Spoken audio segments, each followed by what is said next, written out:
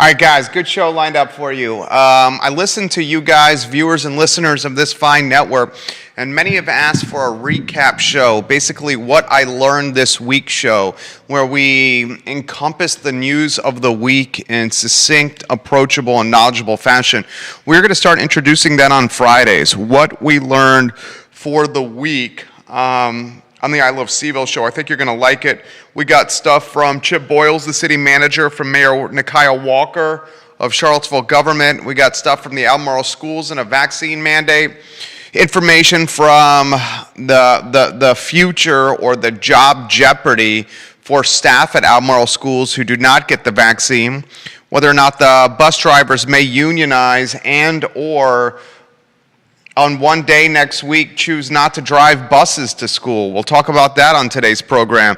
We'll let you know why we think the future is very, very bright for the University of Virginia football team, and an update on the Java spot. The owners of Java announced earlier this week, which we were the first to break, that the coffee shop in Java would close at the end of the year so the owners can enjoy some retirement.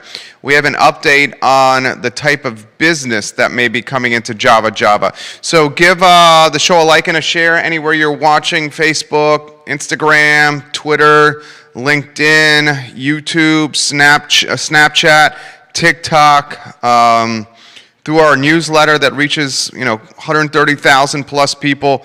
Just give the show a share, ask me some questions. It's going to be the recap version of the I Love CVille show on what we learned this week in Charlottesville, Albemarle County, the Commonwealth, and the country. Looking forward to connecting with you guys. We'll start in a matter of moments. J-Dubs, I need about 8 seconds.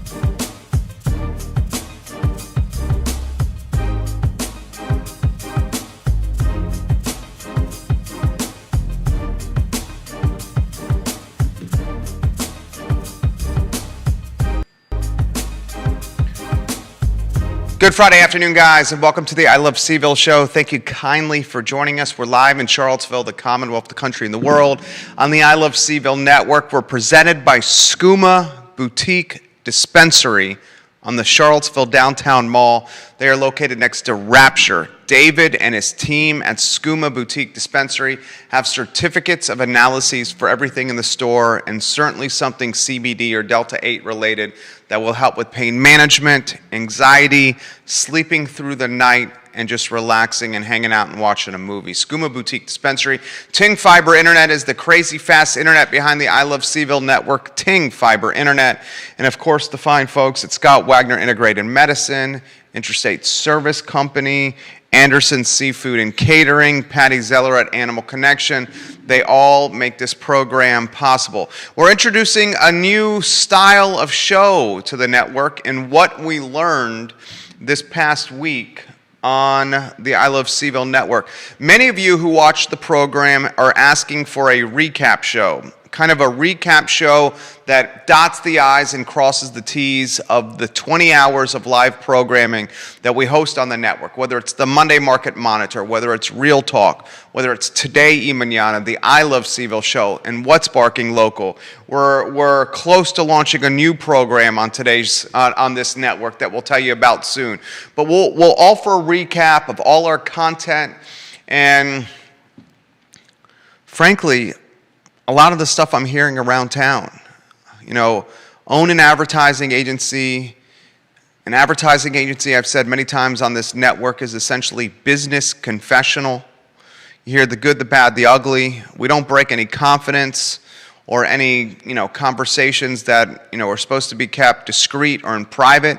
But a lot of the conversations we have with folks in this community, the folks that I'm listening to or chatting with, they're literally asking me to relay information because they understand the platform we have. So I'll start doing that on the I Love CVille Network recap show, which is going to be Fridays at 12:30 p.m. I think the start of this show and what I learned this week has got to be city government and city hall. First, the city manager, Chip Boyles.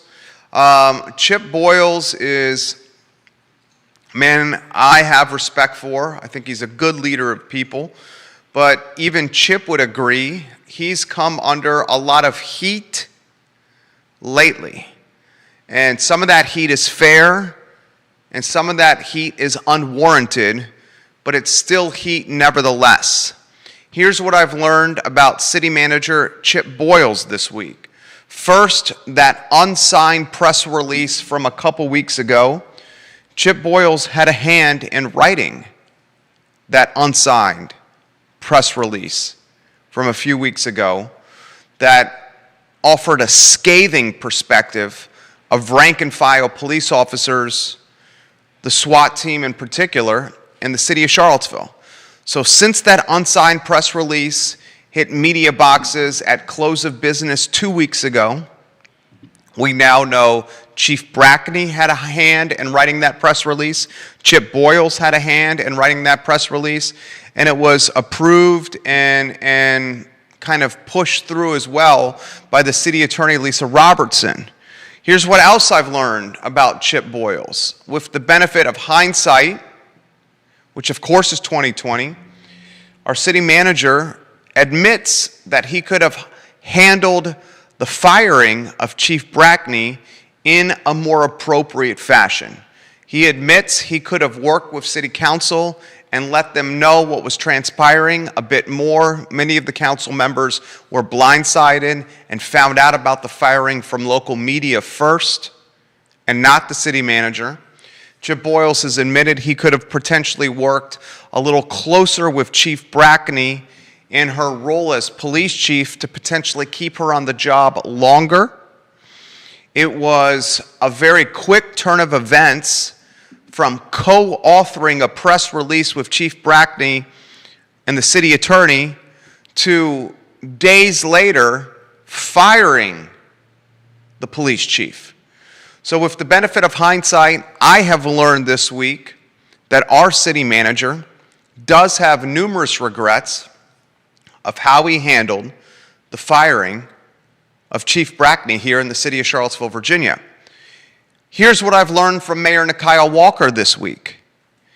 In the city council meeting earlier this week, Mayor Nikia Walker has tried a number of tactics or strategies to leave perhaps an even lasting legacy on her first term in office here in the city of Charlottesville.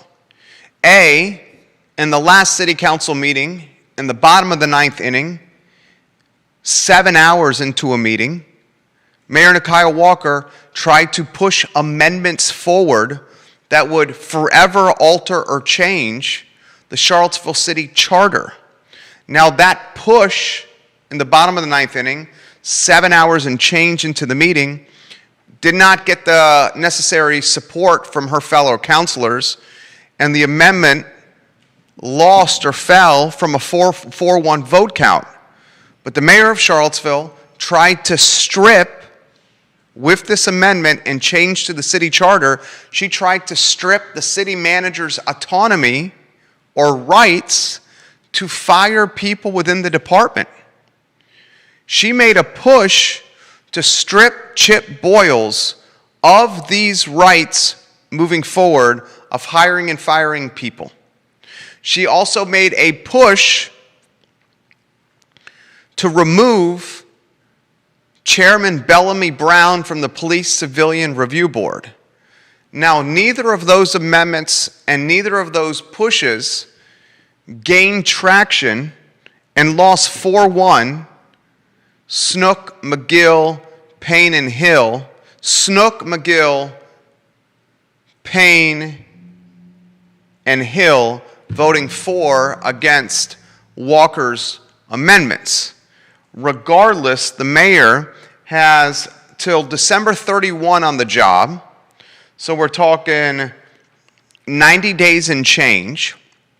And I would thoroughly expect in those 90 days that we're going to see some fairly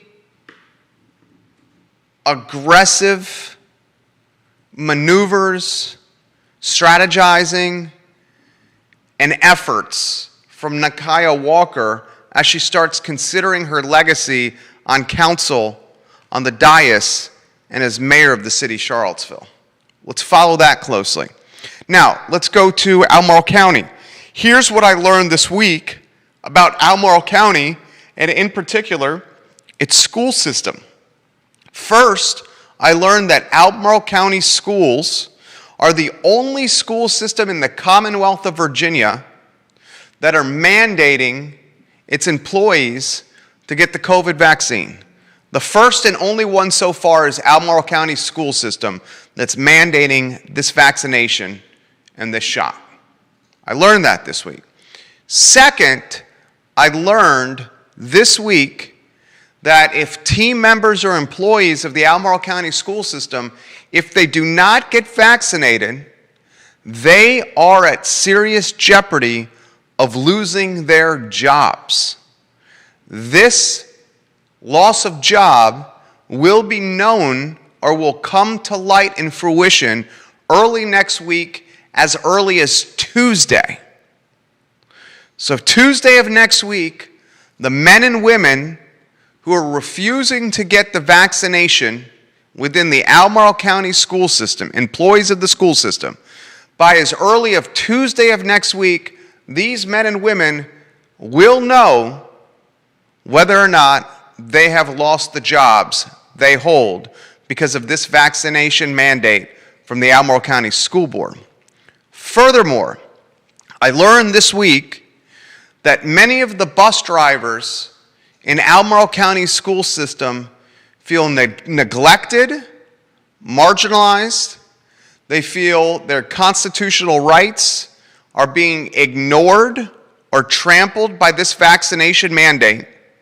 And I learned this week that many of the bus drivers in the school system of Albemarle are using the power of collective bargaining and leveraging the power of collective bargaining to perhaps consider a day when they clock into work yet refuse to drive buses to and from school with children at the many schools in Albemarle County. I would like you, the viewer and the listener, to consider the magnitude and the impact that could come from Albemarle County bus drivers refusing in a 24-hour period to drive these yellow tin cans. I've said it once, and I will say it again. Can you think of, besides frontline doctors, nurses, med techs, PAs, besides frontline people in medicine, can you think of a riskier job from a health standpoint in 2021 than a school bus driver? 45 children, the majority of them unvaccinated, on a tin can with windows up, poor ventilation, everyone breathing the same air, with most of those 45 kids not wearing masks properly. The school bus driver is marginalized already by society from a payment standpoint, a benefit standpoint, a retirement standpoint, a respect standpoint, an hours work standpoint.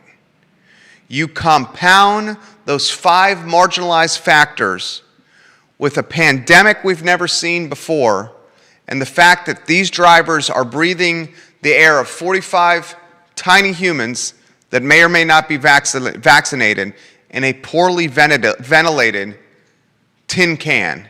And you have what arguably is one of the riskiest jobs in America from a health standpoint today. So perhaps you're on the lookout, I certainly am, for a collective bargaining effort from school bus drivers in Albemarle, maybe as early as next week, where they clock into work and then refuse collectively to drive their routes to make a point to the school board, the Board of Supervisors, and leadership across Albemarle County. I learned that this week. The next thing I learned this week is the future is quite bright for Bronco Mendenhall's UVA football team. The Cavaliers host Wake Forest tonight, 7 p.m. kickoff, ESPN2.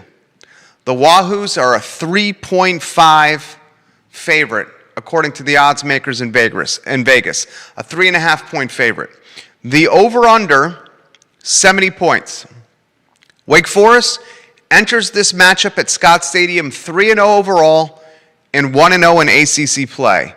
The Demon Deacons have beaten Florida State, Norfolk, and ODU. Virginia football lost last week on national television to North Carolina in a shootout, 59-39. Now let's emphasize the cause for concerns first. Yes, the defense was picked apart like Thanksgiving turkey against the North Carolina Tar Heels. The Wahoos could not stop the run. Their defense Swiss cheese-like and incredibly porous. We understand that. And our expectation is some of those concerns will be corrected against a Wake Forest team that certainly does not have the firepower of Sam Howell and UNC football. That being said, the positives are numerous for Broncos boys. There's a quarterback in Brennan Armstrong that clearly has a rocket for an arm. He's tenacious, he's tough, he's unafraid of contact, he spreads the ball around to a number of different playmakers, and he has the leadership ability to take a football team that still in a lot of ways is searching for its identity. UVA football is a very talented ball club. Brennan Armstrong is a quarterback that is very capable of spreading the wealth. He's got a 6'7" tight end. He's got fast wide receivers. He's got a Billy Kemp who excels in the slot. He's got a couple of tailbacks that can take the pressure off him. He's got a guy in Thompson, 99, that doesn't even have a position, but he's listed on the roster as a college football player because they line him up under center at quarterback. They line him up in the slot. They line him up at tight end, at wide receiver. The guy plays on the punt team. The guy plays on the kickoff team. I mean, he plays everywhere. Bronco Mendenhall and Virginia football, I'll give you an idea of their schedule that's coming up. Wake Forest tonight, 7 o'clock, ESPN2, Wahoo's 3.5-point favorite. Then you're at Miami on national television. 3 straight games of national TV for UVA. UNC last week, Wake Forest tonight, Miami on Thursday night football. Okay? Then Louisville, Duke, and Georgia Tech before back-to-back ranked opponents, BYU and Notre Dame. Virginia, before that BYU matchup, is favored to beat Wake Forest. They certainly can win in the Orange Bowl against Miami. It's not the Miami team of old. Louisville looks very beatable, although the game is in Louisville, and then Duke and Georgia Tech. There is no reason Virginia football cannot rattle off 5 straight wins to be 7-1 heading into that matchup against BYU at BYU on the 30th of October. The future is bright for this ball club. And when Virginia football is humming and clicking on all cylinders, that is undoubtedly good for the local economies here in the city of Charlottesville and Albemarle County. All right. Let's get to some comments. Ray Cadell, he says he's watching in Lexington, Kentucky. He's on the road with the Cool Cats. Ray Cadell, I love your support of this network and of this program. Also Ray Cadell. My wife and some of her friends went to Marigold Restaurant in Keswick Hall. You and I chatted on the phone about Marigold. They had a fantastic experience. They had the avocado pizza. My wife got the sea bass, a couple of beverages. The view, excellent. The service, improved upon. And the ambiance, second to none. If you're looking for a special dining experience, Marigold and Keswick Hall, vetted by the better half, and she said it was absolutely fantastic. Kelly Jackson's got some comments. Kelly Jackson, we like when you watch the program. The drivers need to be paid more. We need them. Amen, sister. Kelly Jackson's exactly right. Drivers of our children who are driving tons of tin cans on wheels should not be paid at the level or clip of some of the lowest professions in our community. I often relate school bus drivers to EMTs. Why are emergency medical technicians, EMTs, so lowly paid? These first scene arrivals, the people that come to a car wreck, a heart attack at home, an accident, gory, bloody, potentially deadly, they are the ones that are in charge of keeping people alive before they get to the hospital. Yet we marginalize them with respect, with payment, despite the hours they work and despite the risk associated with their jobs and despite the importance of their jobs. Just like school bus drivers, how are EMTs and school bus drivers paid so lowly? That undoubtedly should change. Let's get to Caroline, who's watching in Crozet. Caroline, we love when you watch the program. Jerry, I love the network. I turn to you for the news first. I did not know that about Albemarle County and the vaccination mandate. While I'm pro-vaccine and I cannot wait for our kids to get vaccinated themselves, I can understand the constitutional rights argument. In fact, I watched your show yesterday and I gained a different perspective, one I did not agree with, but a different perspective with Earl and with Bob on yesterday's program. Thank you for the I Love CVille show. Caroline, thank you for those nice words.